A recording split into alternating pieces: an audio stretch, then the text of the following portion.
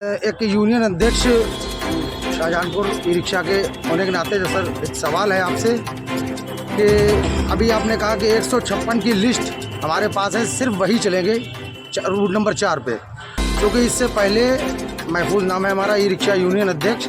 इससे पहले जो आपसे पहले जो अधिकारी थे, जो वार्ता हुई थी और जो अखबार भी है हमारे पास, उसमें हर रूट पर 400 ई रिक्शा चलने का प्लान बनाया था, जो लगभग सभी को बता दिया गया था।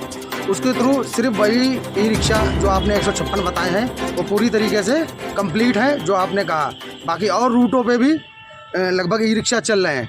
तो सर क्या 156 ई रिक्शा चलाने का जो पर्पस आप लोगों का है वो मतलब बस को इस रूट पे लाना है अगर ई रिक्शा को हटा के?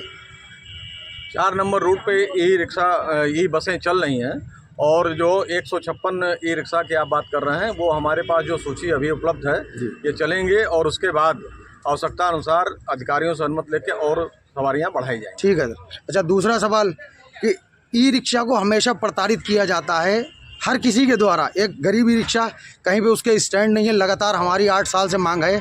17 रिक्शा स्टैंड है हमारे, जो एक भी आज तक खाली करा के नहीं दिया गया है, ना ही नया मतलब हमको बनवा के दिया गया है। हमारी लगातार मांग रहती है। दूसरी बात, तो सबसे ज़्यादा जो हादसे होते हैं वो होते हैं ऑटो 3 व्हीलर से, जो एक 3 सवारी पास है। मोटर अधिनियम के अनुसार जो ऑटो है वो बना ही नहीं गया है सवारी के लिए, चूँकि चलता है। उस टाइम महानगर में बसें नहीं थी। हाईवे पे ना तो कभी ट्रैफिक उनको चेक करती है, ना ही कभी आरटीओ चेक करते हैं। आपने अभी कुछ दिन पहले उन पर अभियान चला के उनकी सीटें वगैरह कटवाई थी।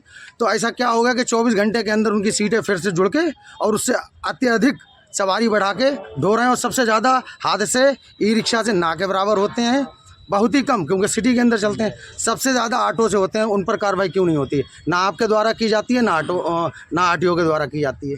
ई रिक्शा के अतिरिक्त ऑटो जो इसका उल्लेख आपने किया है, इनके खिलाफ भी हमारे अनुसार समय समय पर कार्रवाई की जा रही है और आपने इंगित किया कि इन्होंने पूर्ण कर लिया है। फिर अभियान चला के हम इनके खिलाफ कार्रवाई करेंगे और हाईवे पर ये ऑटो को भी प्रतिबंधित किया जाएगा कि न चलेंगे। अभी ये वार्ता चल रही है कि 16 किलोमीटर की परिधि में जो ऑटो रिक्शा चालकों को चलने की अनुमति दी जाती है वो भी कैंसिल की जाएगी। ये भी जो है शहर के अंदर ही चलेंगे और ज़्यादातर हादसे, सही बात है, इनके द्वारा ओवरलोडिंग उसके वजह से होते हैं। इसके रोकथाम के लिए आरटीओ साहब से मिलकर हमारे द्वारा संयुक्त अभियान चला के उनको रोका जाएगा। कुछ हमारे रिक्शा चालक हैं जो इस बात से ट्रैफिक से खफा हैं कि इन्होंने रूट नंबर जो मतलब पहले जो लिए गए थे, जो अभी भी चल रहे हैं लगातार, तो जो 15-15, 20-20 किलोमीटर से गांव में से जो रिक्शा शहर के अंदर आते हैं उनके लिए कुछ ऐसी व्यवस्था की जाए, बैरिकेडिंग की जाए, जो वो शहर के अंदर मतलब शहर का ई रिक्शा बाहर नहीं जाना चाहता, वो एक नियम तक चलाना चाहता, उनको उस हिसाब से रूट दिए गए हैं हमारे द्वारा भी और पुलिस लाइन के द्वारा भी। तो लेकिन उसके बाद भी वो कुछ दिन चला और सारे बैरिकेडिंग फिर खोल दी गई, वो उसी तरीके से वो वैसे ही चल रहे हैं। तो इस तरीके से शहर में व्यवस्था जो फैलती है वो 20 किलोमीटर से आने वाले ई रिक्शा ज़्यादा फैलाते हैं। शहर में जो हमारा आंकड़ा है, नगर निगम में 4000 से 5000 ई रिक्शा रजिस्टर्ड है। पूरे ज़िले में 15,000 के आसपास ई रिक्शा रजिस्ट्रेशन में है। लेकिन शहर के अंदर मौके पे देखेंगे आप तो कम से कम 8 से 10,000 रिक्शा दिखता है। उन पर कोई कार्रवाई नहीं की जाती है, उनको लगातार अंदर आने दिया जाता है और सभी रूटों पे चल रहे हैं। ये ई रिक्शा चालक इन चीज़ से बहुत खफा हैं।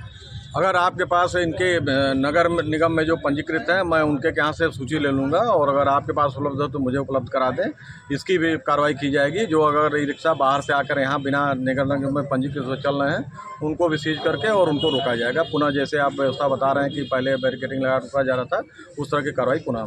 ठीक है, धन्यवाद।